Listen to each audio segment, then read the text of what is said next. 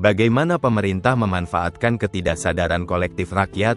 Dalam sejarah panjang umat manusia, hubungan antara pemerintah dan rakyat selalu menjadi tarik-menarik antara kuasa dan kepatuhan. Pemerintah, dalam berbagai bentuknya, memiliki satu modal utama, kemampuan mengatur persepsi. Bukan hanya lewat hukum atau kekuatan militer, melainkan melalui ketidaksadaran kolektif, ruang psikologis bersama yang seringkali tak disadari oleh masyarakat, namun sangat menentukan arah hidup mereka. Apa itu ketidaksadaran kolektif? Konsep ini pertama kali dipopulerkan oleh Carl Gustav Jung, seorang psikolog Swiss. Jung menyebut ketidaksadaran kolektif sebagai warisan memori, simbol, dan pola perilaku yang diturunkan lintas generasi. Ia bukan milik individu, tetapi bagian dari alam bawah sadar bersama suatu bangsa.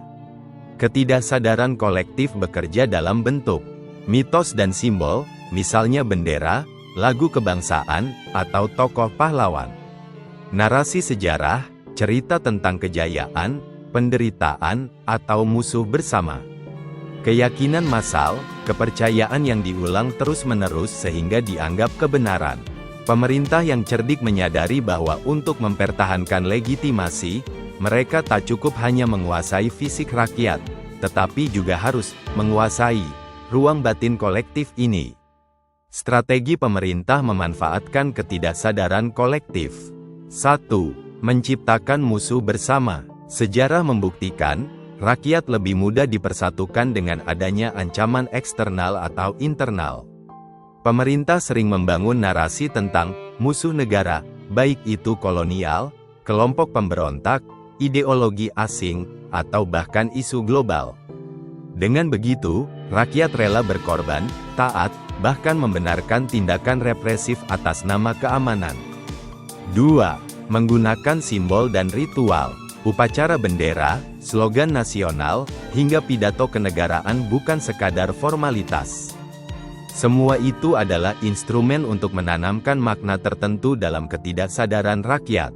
Lagu kebangsaan, misalnya, memicu emosi kolektif yang membuat seseorang merasa bagian dari sesuatu yang lebih besar. 3. Mengulang narasi sejarah tertentu. Sejarah bukan hanya tentang apa yang terjadi, melainkan tentang apa yang diceritakan. Pemerintah memilih bagian sejarah yang menonjolkan legitimasi mereka dan menyingkirkan bagian yang merugikan. Dalam jangka panjang, rakyat percaya pada versi tunggal sejarah ini, tanpa sadar bahwa ia adalah konstruksi politik. 4. Pengalihan isu dan distraksi. Media massa, hiburan, hingga olahraga sering menjadi alat pengalihan perhatian. Di tengah krisis ekonomi atau politik, pemerintah dapat menyalakan wacana besar lain, kontroversi selebriti, event olahraga, atau kebijakan populis, agar rakyat tak sempat mempertanyakan hal yang lebih fundamental. 5. Bahasa sebagai alat kontrol.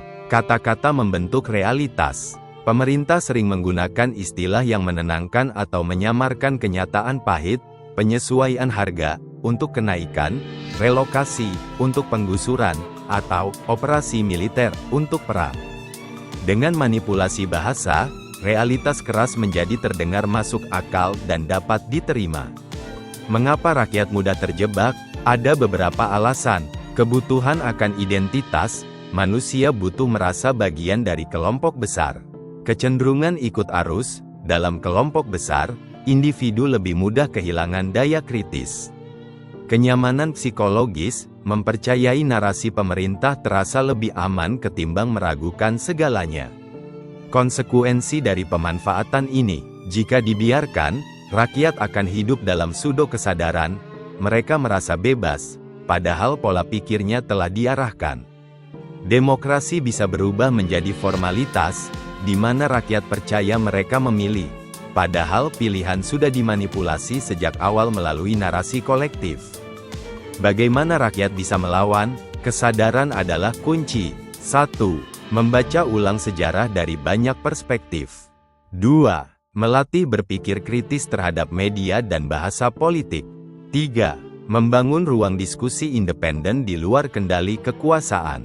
4. mengakui bahwa antara stimulus dan respon selalu ada pilihan, meminjam perkataan Viktor Frankl. Artinya, rakyat selalu punya ruang untuk menyaring propaganda sebelum menerimanya. Ketidaksadaran kolektif adalah medan yang halus namun kuat. Pemerintah, dari zaman kuno hingga modern, memahami betul cara menggunakannya untuk mempertahankan kekuasaan. Namun, sejarah juga menunjukkan, ketika rakyat mulai sadar akan manipulasi ini, lahirlah gerakan perubahan. Dengan demikian, pertanyaan pentingnya bukanlah apakah pemerintah memanfaatkan ketidaksadaran kolektif rakyat, karena jawabannya jelas ya. Pertanyaan sebenarnya adalah, apakah rakyat siap menyadari, melawan, dan menciptakan narasi mereka sendiri?